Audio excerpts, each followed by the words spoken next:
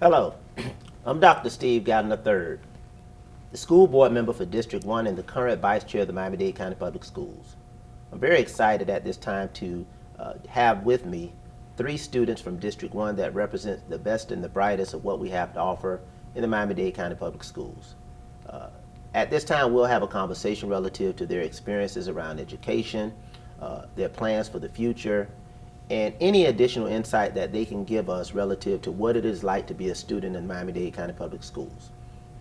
About 20 years ago, when I was principal, I focused on a program to provide a platform for students in which we had students to express themselves. This expression was through the arts, but the title of that particular production was called "If We Will Listen, They Will Speak: The Collective Voices of Our Children." So at this time, I'm very proud to have the collective voices of some outstanding young people from District 1. Despite many of the challenges that we face at the state, local, and national level, despite the cacophony of the day, whether it's divisive politics, whether it's social justice issues, we can always look to our young people as beacons of hope. So at this time, I'm very proud to introduce three outstanding beacons of hope that give us promise, that gives us optimism, and that gives us an example of what our school system can produce and what our future will look like in the hands of these young people. Joining me at this time is from Carroll City, I have Terrence. I also have from Miami Norland Senior High School, Princess, and from North Miami Senior High School, I have Snailey. I'm going to ask each of them to introduce themselves, to give you just a brief overview of their background, their educational experiences, and their journey through the Miami-Dade County Public Schools that has brought them to the culmination of this particular experience, because this is just one iteration of your lives.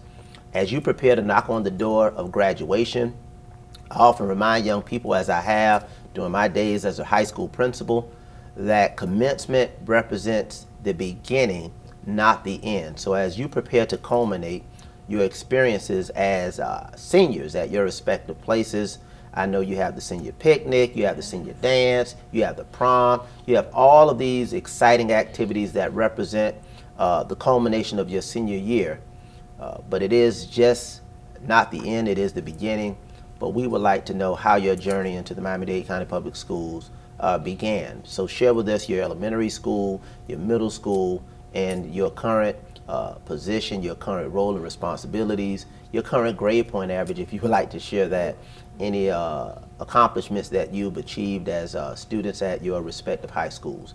Let's start with Princess from Miami Norland Senior High School. Hello everyone, my name is Princess Moreau and I do attend Miami Norland Senior High School as a senior.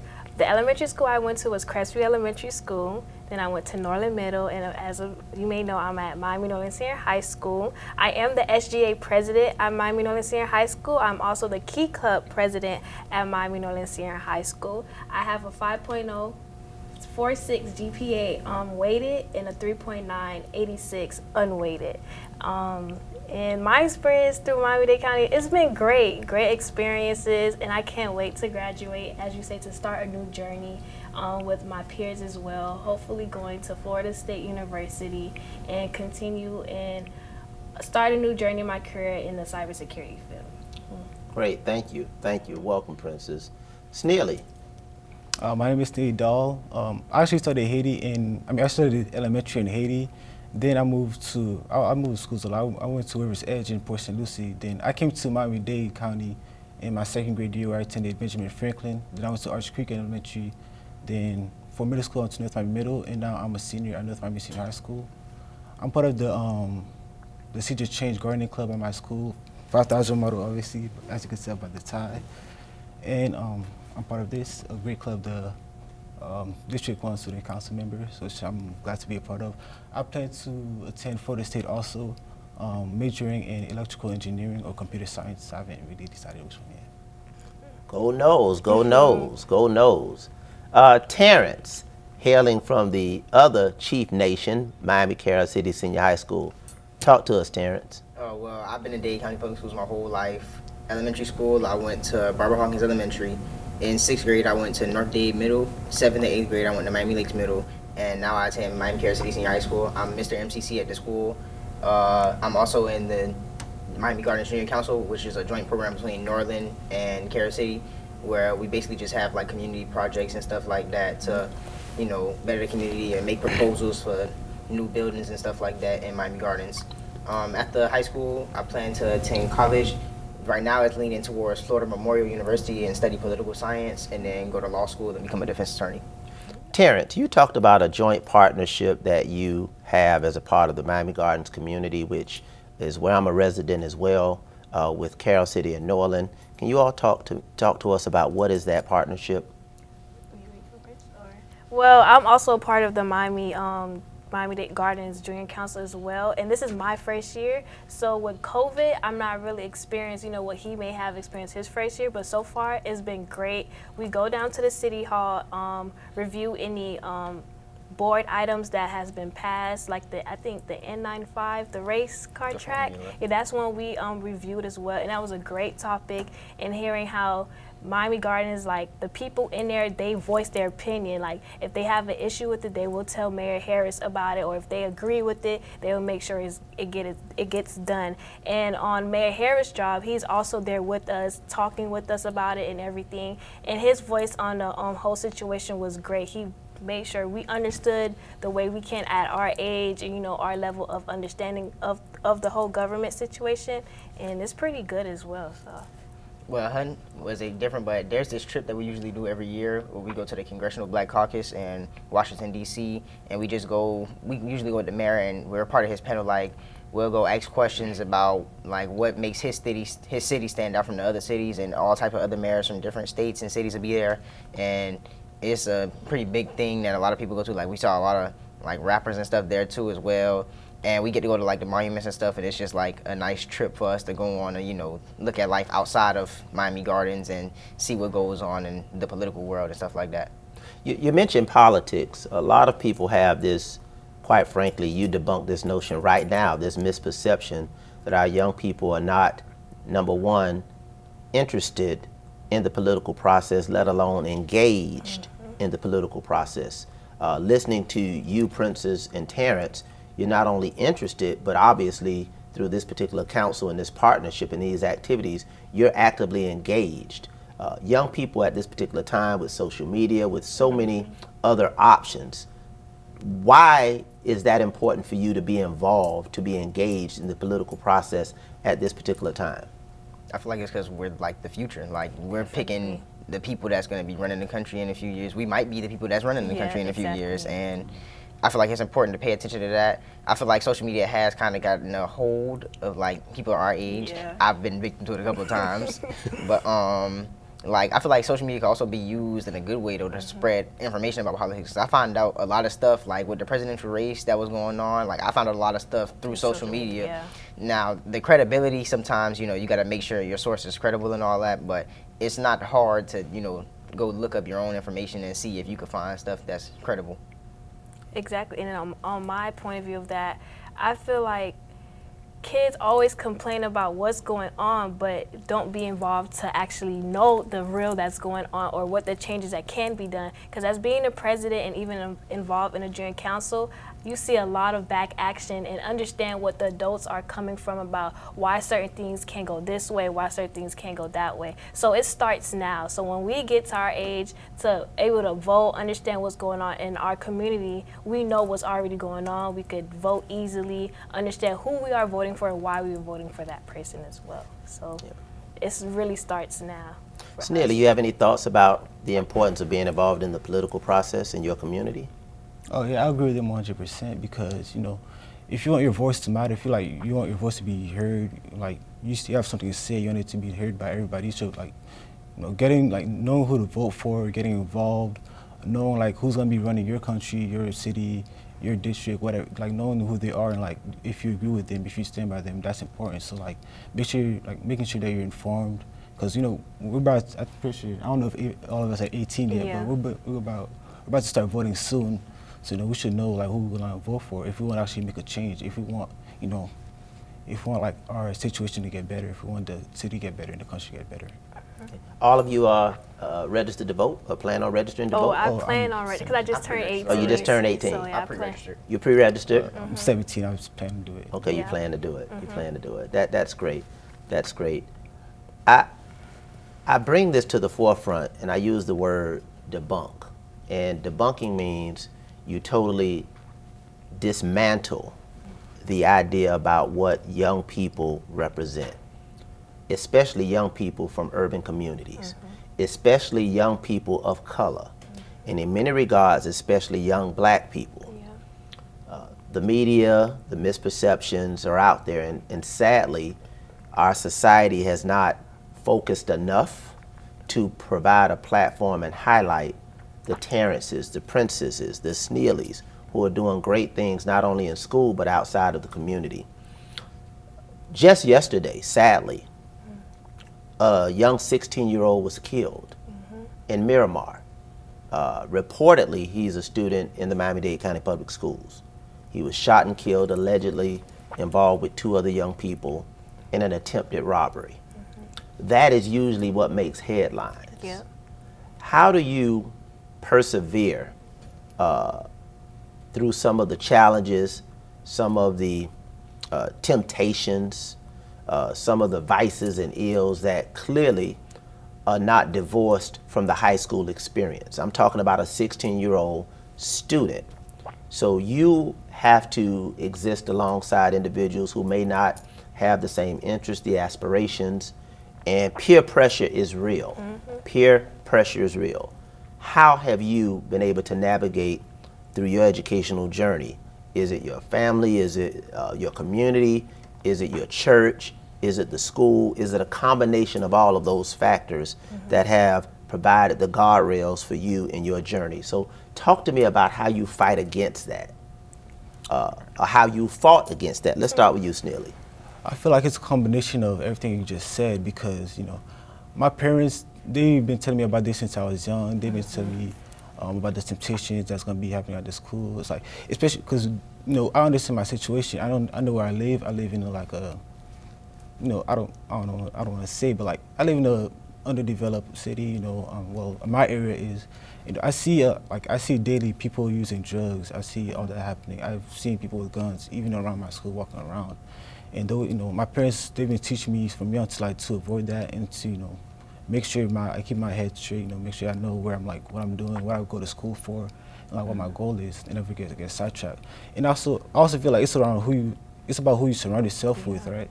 Because like, you know, you're gonna get you hang around the wrong people, you're gonna get peer pressure to do those type of drugs, to get involved in the same things they get involved with.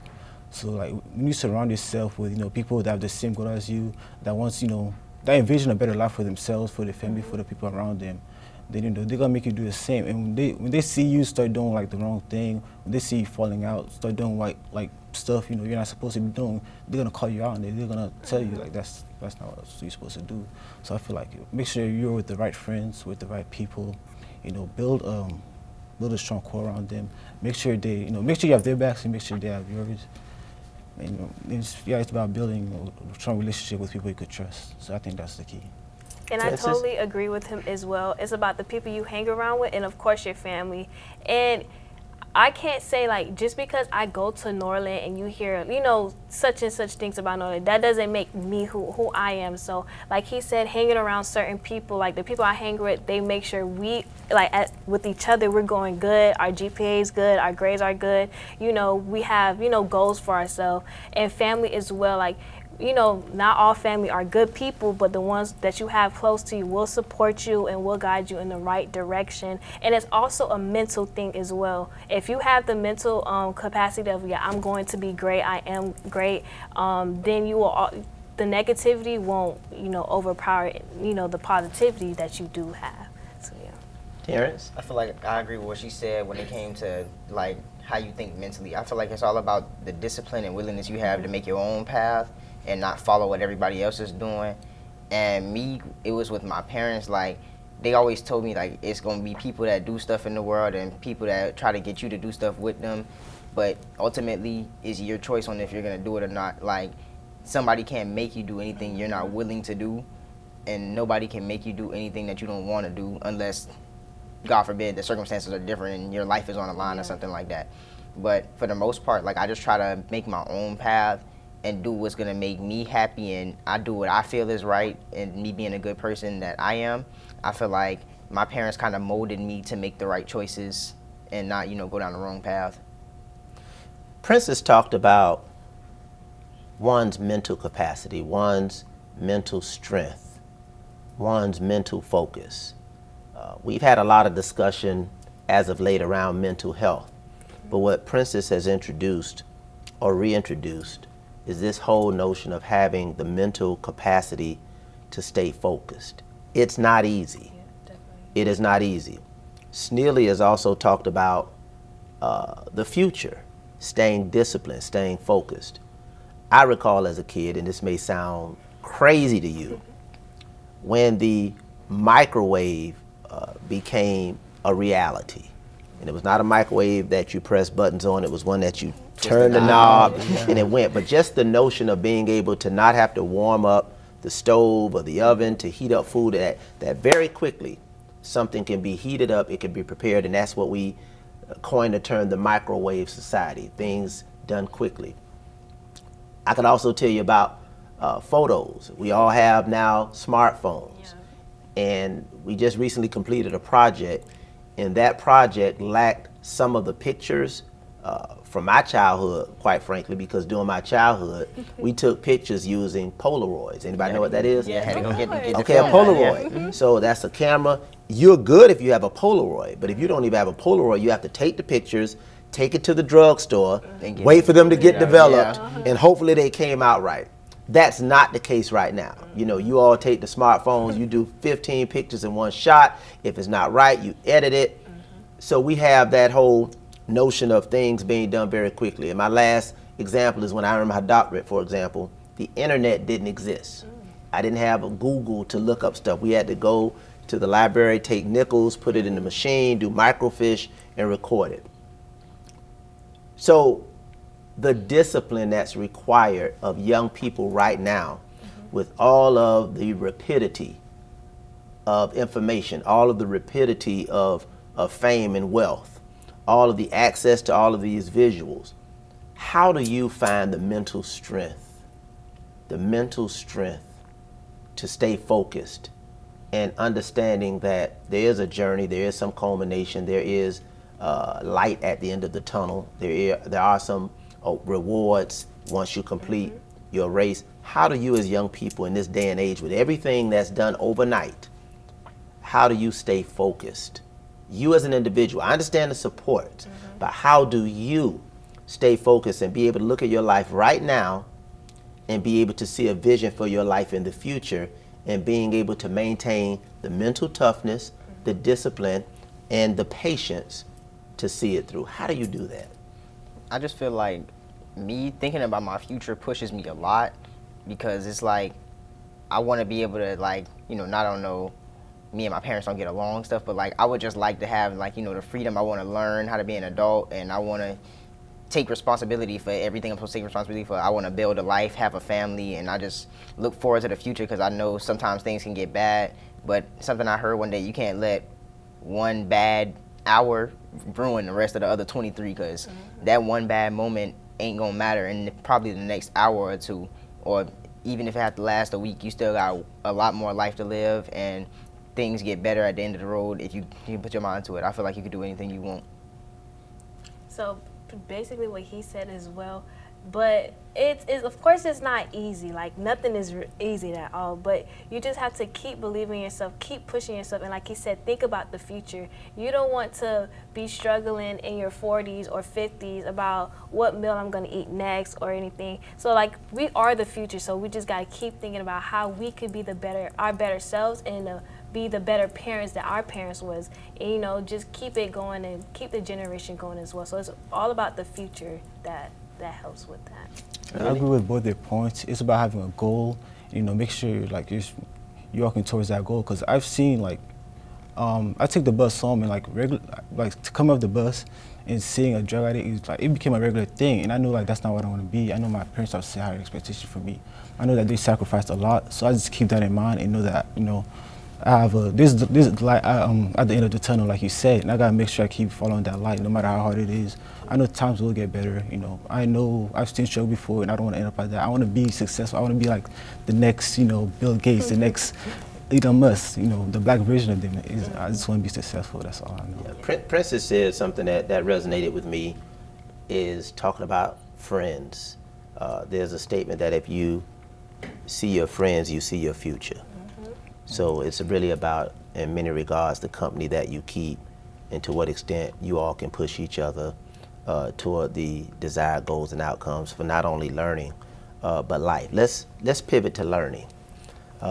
What has the learning experience been like? Do any of you recall that day in March of 2020 when we announced right across the street over in the other building, I was there at the press conference, actually spoke that we will now, just before spring break, we will be closing schools. Yeah, it was 2 days before my birthday. 2 days before your birthday, Terrence. So you remember that day. What went through your, without knowing what COVID was going to be, without having a clear understanding about how that was not going to only impact your school, but impact your birthday. Okay, you say your birthday was canceled. I don't know about your party was canceled. Your birthday is always gonna be there. What were you thinking when you heard COVID, school closures?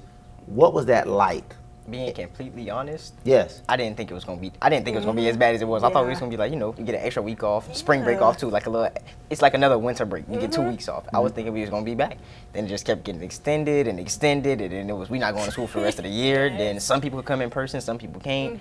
Until we got back to now everybody back in school, but you gotta wear masks. Well, you don't have to wear them no more, but you wear your mask. You know, not worry about people coughing next to you and all that. I didn't think it would be as big as it was because I thought it was more of like, you know, it's like a little cold. Like, you know, you get sick for 2 weeks, you blow it over. I didn't know it was like, is it contagious? You know, you got to be 6 feet away from people, and it was like, you know, people actually dying from this. Like, it was a serious disease. I didn't think it was as bad as it was before, because I heard like little reports in, you know, January, February, but then when it finally got to here, I really like saw how bad it was when you had to literally shut down the whole city. Like, everything was closed besides like maybe some grocery stores, and that's because they had to be open.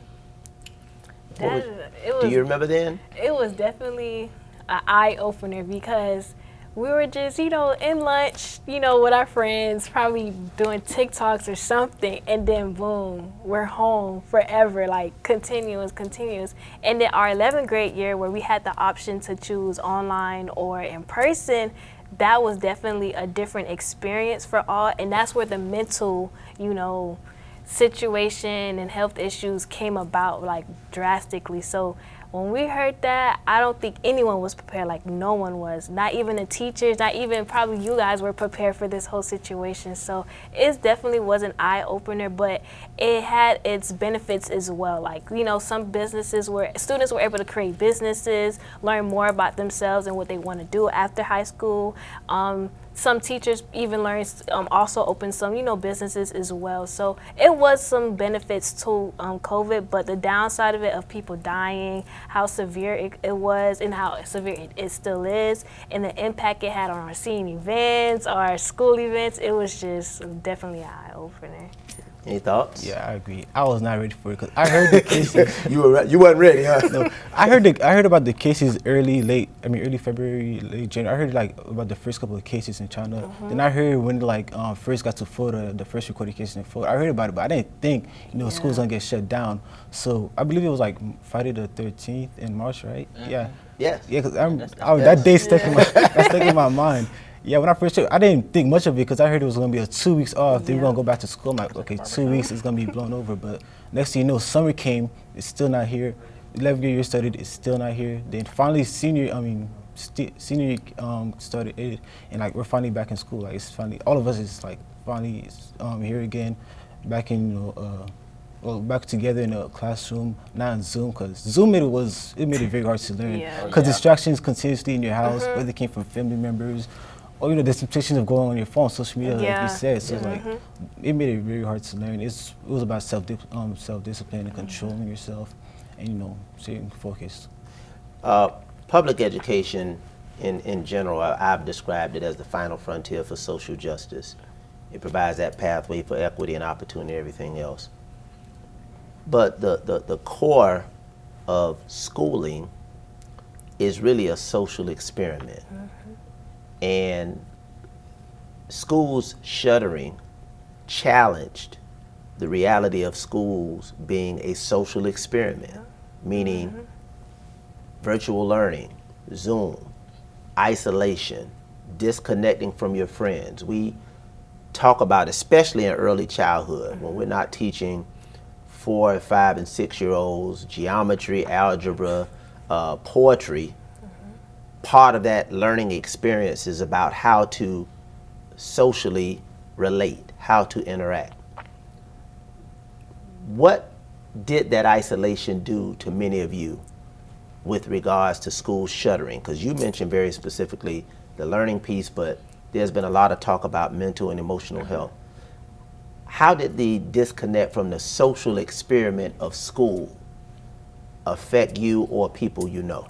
Well, from people I know, it was definitely like the mental side of it, not being with, you know, friends who keeps them up spirit, because some people at home may not get that love and affection they get from their friends. So being apart from that, you know, it was hard on them. Like they felt like, you know, it was nothing to do in this world, because, you know, friends, you know, parents are like, you know, friends could get you into trouble, but some friends could actually, you know, be that support system they needed. So being away from school definitely tarnished that whole aspect from, you know, the students at school. So that's the one big thing, was the mental side of it. And I feel like the social aspect of school matters a lot, like if not as much as the learning part, just because when you get into the real world, if you don't have any social skills, like what are you gonna do? Like almost any job, pretty much, you have to be able to have, you know, good people skills, good communication skills. You got to learn, have patience, you know.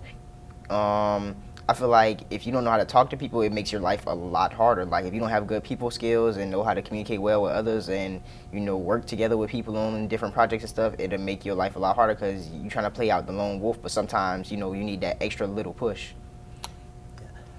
One of the things that came out of that, and I did an article, it was in the Miami Herald Legacies edition, and it was entitled, "Teachers Are the Real MVPs of the Pandemic." So with respect to that social experiment that we talk about schooling being, and Princess, I definitely concur with you relative to your friends. Did that give you a different perspective when you're talking about learning virtually on Zoom, having to navigate through instruction, curriculum? What did that say to you about your teachers, who I feel were the MVPs, your principals, your cafeteria workers, your bus drivers, your security monitors? But let's hone in on the notion of teaching and learning that is now placed on you at home, and the role that very often society has taken for granted that the teachers play in that particular learning process. And all of you have been in public schools your entire lives, so you've had the benefit of the role, the responsibilities, and the impacts that teachers had. So with schools being shuttered, you're now virtual. Talk to me about your perspective on teachers and the role that they play. Did it change? Did it shift? Did you say, oh my God, oh, I miss my teachers, I can't stand this teacher, but now I love him or her? Oh my God. What was your reaction being physically disconnected from your teachers? Who want to take a shot at that? Okay, you seem like you're ready. I feel like a lot of teachers, like when I was in school, a lot of teachers, you know, they were very motivated. Like they were motivated to help the kids. They see kids engaged in class, and it makes them feel good. Like, you know, the future is coming, and they're helping, you know, build the people that's going to be running, or choosing the people that's running this country eventually, you know, when they get older and stuff like that. So I feel like a lot of teachers lost motivation seeing kids not being as engaged online and stuff like that, because after coming back to school, I see a lot of teachers, like, they're more like giving leeway to students that don't do anything or just chilling, because they're like, you know, it's like it's been so long since they've been in class physically with students, and like seeing how the work really affecting them and making them better academically, and, you know, just as a person in general, because teachers have, I feel like, a very big impact on students with how much they believe in them. And I feel like if the teacher doesn't believe in you, then you won't believe in yourself either. So I definitely agree with Terrence said, and to piggyback off that, we still have to give them credit as well, because not only students' mental were probably, you know, affected by this, but teachers as well. Like, they have to sit at home as well, get on Zoom and try to teach a whole lesson to kids who may not even be paying attention, who probably on their phone, or to the little students who do care and who are still trying. So we still have to give them like their claps, their round of applause as well, because it's not easy for both ends. And then we like the respect that's given to the teachers on Zoom was crazy during the pandemic. Like, random students coming in, it was just horrible. Like, so they felt some, type of way that we felt as well. So I definitely had to give it to the teachers and respect to them, and them coming back as well with the trying to be normal again. You still got to give it to them as well, because it's not easy to go back to being normal. So yeah. I 100% agree with what you said, that they're the MVPs, because that's to adjust the way they teach, make sure we still get all the information. And then school start again, they have to adjust again to the way they teach, and it's like don't get enough credit for what they did and how hard it was for them, like as it was for us trying to teach all these kids who probably wasn't even paying attention because somehow their cameras off. And I agree, because when this year coming back from quarantine, it made me realize how much I want to talk in class, because sitting there, because my laptop I used to have, the microphone wasn't it was so stuttery. So sometimes when I talk, it would be stuttering. So it's I would try to unmute my mic and talk. Then people would say, "Oh, it's stuttering." I just don't even talk no more. So finally, being able to come to class and make sure there's nothing interrupting me from talking, it made me appreciate how much I like to participate. I want my voice to be heard in class. I want the teachers to know, I got the question right. I know what I'm doing. This, that. So I like that word you use, appreciate. During the pandemic and post-pandemic, have you all developed a newfound appreciation for the role and the responsibility of teachers? Oh, definitely. Yes. Okay. Yeah. Okay. A lot of times we want to stay home. We want to be disconnected. Yeah. Terrence, you said something that was significant about teachers having some heightened sense of patience. One would call patience, one would call it tolerance, but then one could also challenge it as enabling some students who are utilizing this transition as a crutch. Talk to me about that, because maybe prior to the pandemic, this teacher had a certain standard of expectation that was non-negotiable. Do you find that there's a lot of negotiation that didn't take place prior to the pandemic? Yeah, I feel like a lot of teachers, they starting to accept work really late. A lot of teachers just don't. They do days, they don't enforce them. You could tell them, "Oh, I just didn't feel like doing it today. Can I bring it tomorrow?" And they'll just be like, "Okay, it's fine." Because I feel like they not want to say care too much, but they feel like they need to give you a little sympathy because, nobody knows your situation at home or anything like that, or, how you feeling mentally or anything. So I feel like they try to give a little leeway just so they don't have to be the bad guy, kind of. So they, don't really enforce the students to follow the rules like everyone else or any other classes. But then you also have some teachers that didn't change and actually got a little more strict because they I want to see if you're going to face this challenge and not try to, make excuses on why you can't do this or why you can't do that. Yeah, and that's pretty much a practice across the board. I think even in the public and private sectors that there has been a lot more patience as we've transitioned back into it, and obviously it will come out in the educational process. School activities. This is the year that we're back in full swing. Masks included to a greater extent, but we are now back in school. What is that full transition back to physical learning with virtual not being an option? Remember, we had the option after the post. We had the option to be virtual or in person, and there was about a 50-50 split. This year, there was no option. What has that been like from a school activity experience in terms of getting back to some degree of normalcy in school? I love it. We just had our senior breakfast, and it was everything. They could have been, a little more turned up a little bit, more excited that we have an event going on. But other than that, so far it's going good. And, SGA at our school, we're trying to get, events going on. And also, of course, taking consideration COVID-19 protocols. But I just love the fact that we can celebrate. And to me, I always tell like my other senior friends that we're doing this for the 2 classes who couldn't get their senior events or any events, period. Because our junior year, we didn't even get our junior night as well. So we're just doing this to show that, we didn't forget about class of 2021 and class of 2020 as well, that we're having fun for you as well, not just for us. I feel like I agree with what she said too. Like a lot of the seniors at my school, I think they didn't got so used to the thought that we weren't gonna have any senior events that it's not as exciting anymore. But me, I'm happy because I didn't think we were gonna have anything, and now they, telling us we can make our payments for this and that. And I feel like a lot of the students at the school taking it for granted because like the last 2 classes missed theirs completely, and we got a chance to get ours. Why not, take the chance and have fun with it? Like. I feel like your senior year, you should try to go to any event possible, like everything, just because, especially with the circumstances we're in, because we missed almost, a year and a half of school, like, regular school, being there and interacting with people, going on field trips and stuff like that. So to have the opportunity to go to these places, under certain restrictions and stuff like that, like I feel like we should be grateful that we even can go in the first place, because at the start of this, we wouldn't have been going at all. I agree. The chance to be able to go to all these senior events is exciting because, like, junior year, we're in quarantine. I mean, we're at home, everybody isolated from each other at the beginning of it.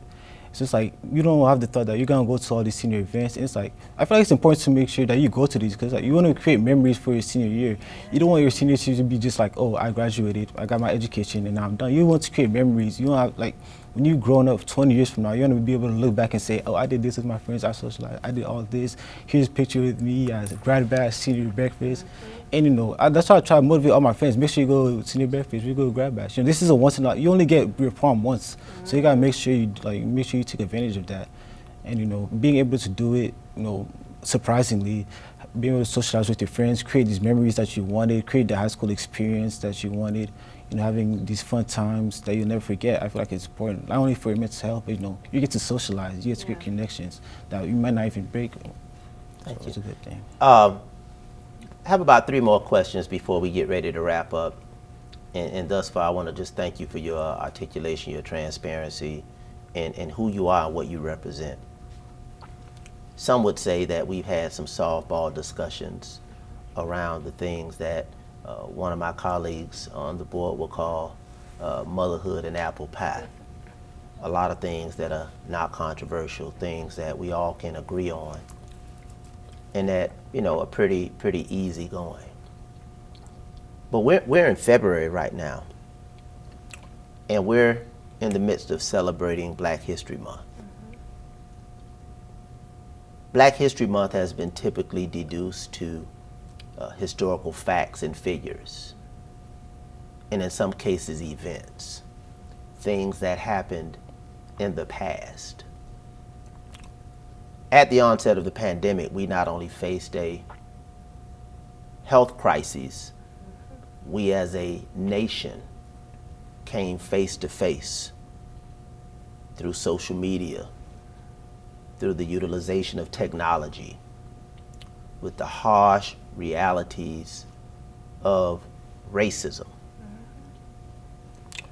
When you look at, during the pandemic, George Floyd, who had a knee in his neck for 8 minutes, and his life was taken. When you look at Ahmaud Arbery, who was just venturing out jogging and was shot dead like a dog and captured again. Both of these events were captured on video through the technology we currently have available now. It's a far cry away from the civil rights movies or film or footage that your teacher may, during a social studies class, share with you about something that happened 30, 40, 50 plus years ago. This is something that's happening now. Something that you, 20 to 30 years from now, will be able to share with your children and potentially grandchildren about what the society was and what it depicted and what you confronted as young people of color, in this particular case, young black people in America today? There's this notion that we are not to talk about it, but it is what it is. But this is not simply a narrative about you as students, because quite frankly, we're in February, Black History Month. March, April, May, June. You're going to be transitioning out into a society that has demonstrated to a greater extent what can happen in unjust situations to people who are poor, people who are Hispanic, and in too frequent cases, people who are black. Being prepared to transition out into that real world as a beautiful young black woman, but interestingly and concernedly as two powerful, intelligent, articulate young black men. Talk to me about how those events that you witnessed during the pandemic affected you. What do you think about them? And what do you anticipate with respect to your life, your role, your responsibility to help be a change agent through the political process, through activism, through technology, through engineering, through education? Talk to me about your role in helping the world become a better place in that regards. Your fears, your concerns, your anxieties, your hopes, your dreams, your aspirations. It's scary because, like, Say it again. It's scary because, you know, I mean, that could have been us. That could have been my brother. That could have been my father. You said it's scary. Yes, like very scary because my brother lived in a predominantly, I mean, he goes to a predominantly white college, so that could have been him. And my sister, she lives somewhere, you know, where it's mostly white people, like, so that could have been her. So like, just the thought of having somebody I love or like happening to, like that happening to me is scary because, like, there should be a reason that our lives is constantly changing because of our skin color. Like, we're all the same. We're human. We have the same blood. We came from the same, you know, ancestors. When you look at the genetics, it's like what, like, we shouldn't be treated just because of the skin color. So it is scary. And, you know, like, one thing that I don't like is how people make it a trend to, you know, support Black Lives Matter. Because after Joe Biden got elected, you start to see, like, you go on Google, the hashtag BLM started to go down after he got elected. All the protest things started to go down. So it's like, was it only a trend to get him elected? Did Black Lives Matter only for that, you know, period of time? And I feel like it's enough to make sure that, you know, Black Lives Matter right now. It matters Black History Month. It matters when George Floyd died. It matters when Ahmaud Arbery died. It matters in the future. It matters, like, you know, everywhere, every win. It shouldn't be just a trend that we follow when the election is about to come up, when a big, you know, news story happened, a headline happened. It shouldn't be just a headline. It should just, Black lives should always matter. And I feel like it's on us to use social media to, you know, get our voice out there, have influencers share their voice. You know, I'm glad when I was during the 2020 NBA playoffs during the bubble, seeing the NBA players take a knee and sitting at the game. I went to the comments of the Instagram's NBA post, and I seen a lot of people hating on them, like saying that, oh, they're doing too much, da da da da. But, you know, for me, it made me excited because it showed that they're willing to put their job on the line. Like, their job is giving them millions and millions of dollars, and there's, like, even the players who don't get enough minutes who could easily be kicked out. Their team was, you know, taking a knee. It shows that they care, and I feel like it's on us, for all of us to care, like the influencers to care, to show them that we care. We're supposed to use our social media to get our voices out there. That's why, you know, the Blackout Tuesday, I was happy seeing everybody do it, you know, because it's our responsibility to make sure our voice gets heard, and, you know, make sure, you know, we make sure like Black Lives Matter everywhere, not just when, you know, when the election's about to come up. Terrence, Snailey just came out the gate and said it's scary. It's scary. It's scary through nothing he's done, through nothing he plans to do, but a transition into the world that you all over the last 2 years had an upfront seat to see. This was not a movie from the past. This was the reality of your present that obviously affects your thoughts for the future. Talk to me about your feelings. I just feel like I kind of been prepared my whole life for this. Like, ever since I was young, my granddad and my dad always told me, like, I instantly have a target on my back just because I'm a young Black man in the world just because of the history of racism and people thinking they're superior to us just because of their skin color.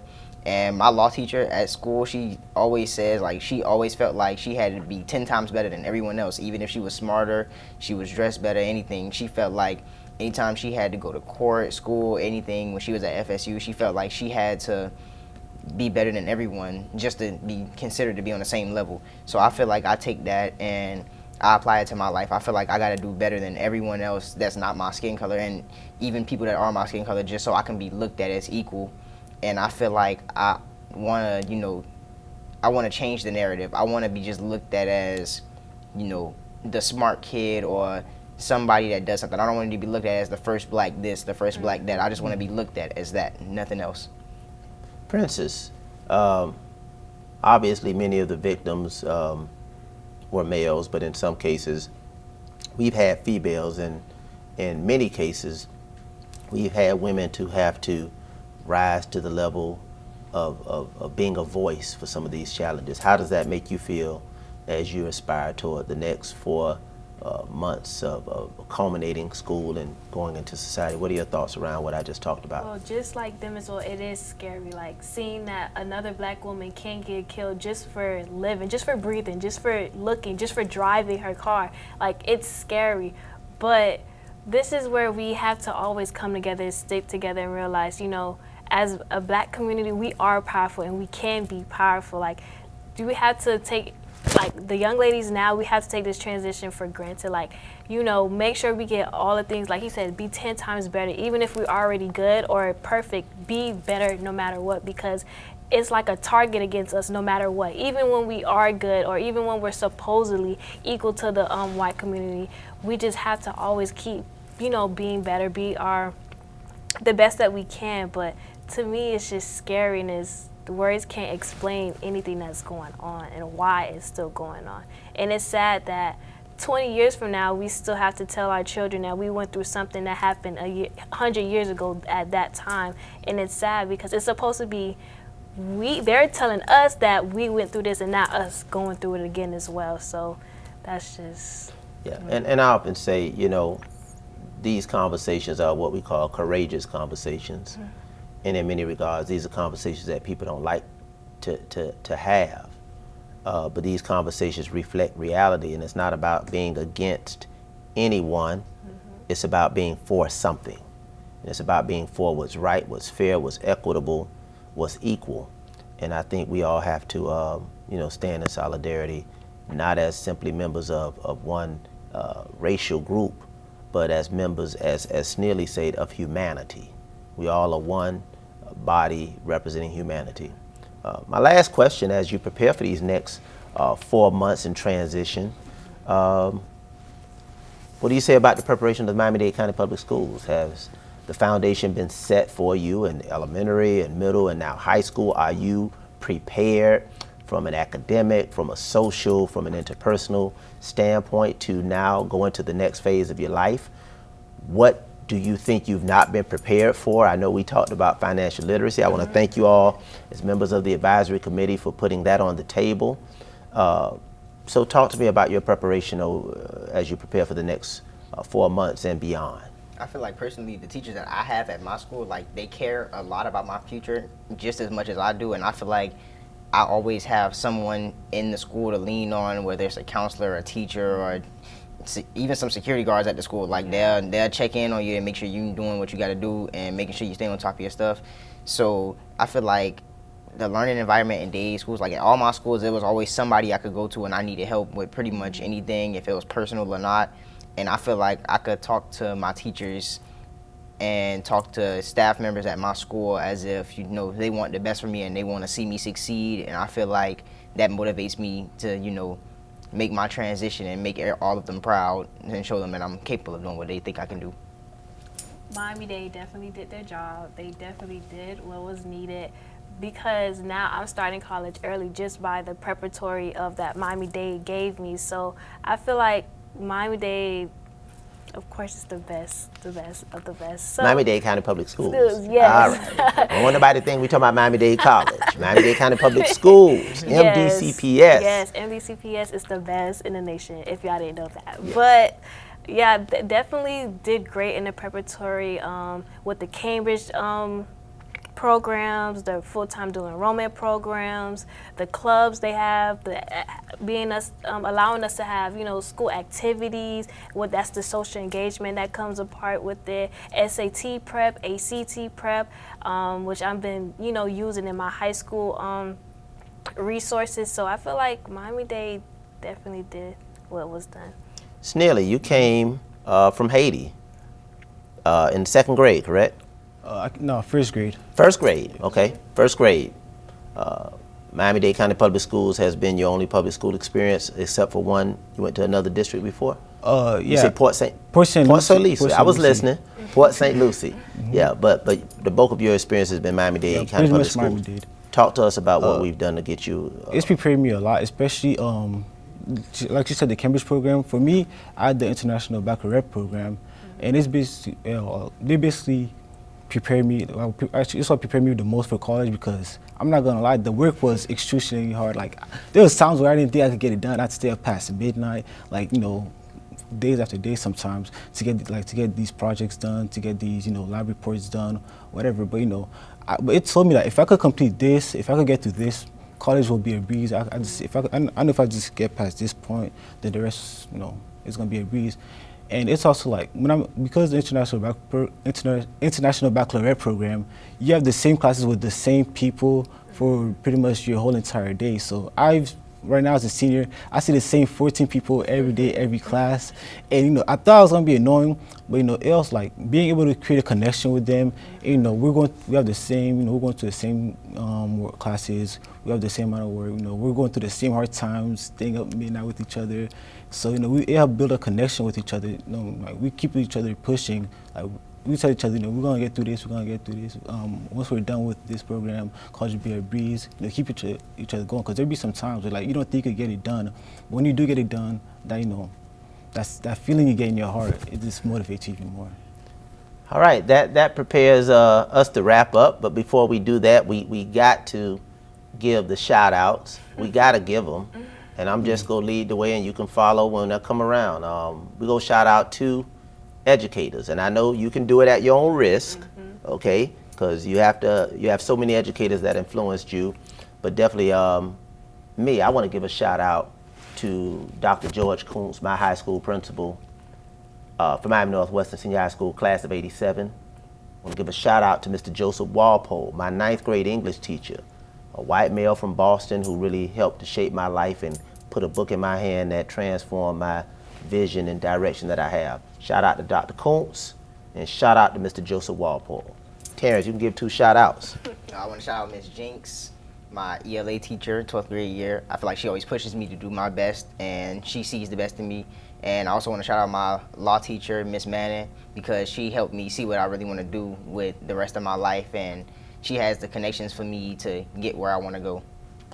Princess, shout out. I would like to shout out my CAP advisor, Ms. Thompson. She's definitely a big help with the transition for the afterlife of high school.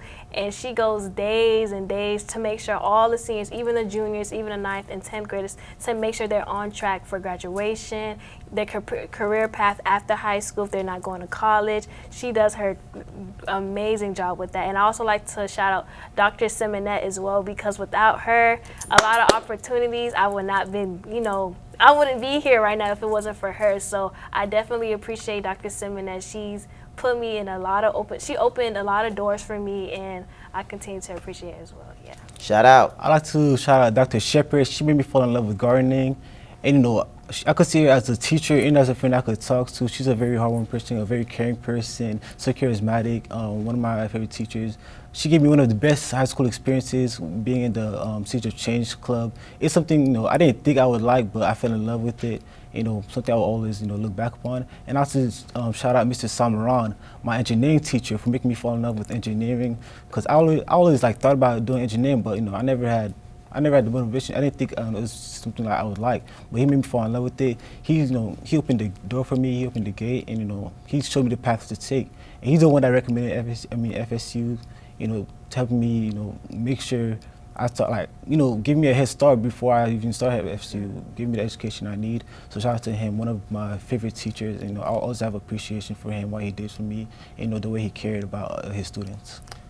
And as I close, I want to shout out these 3 outstanding members of the District 1 Student Advisory Council, Terrence, Princess, and Snailey. Terrence representing Carroll City, Princess representing Norland, and Snailey representing North Miami. I want to shout out to each of you because you represent the hope, the promise, the future, and if you are an example of what what's represented in the Miami-Dade County Public Schools, and quite frankly schools across this country, our future will be bright. And despite the darkness, despite the cacophony, despite the challenges, we're optimistic that you're going to stay the race, you're going to finish the course, and you are going to bring us a better, brighter, and more promising future. I am Dr. Steve Gatton III, District 1 School Board member, Vice Chair of the Miami-Dade County Public Schools, and this has been a tremendous opportunity for us to provide the platform, because if we will listen, as you see, they will speak.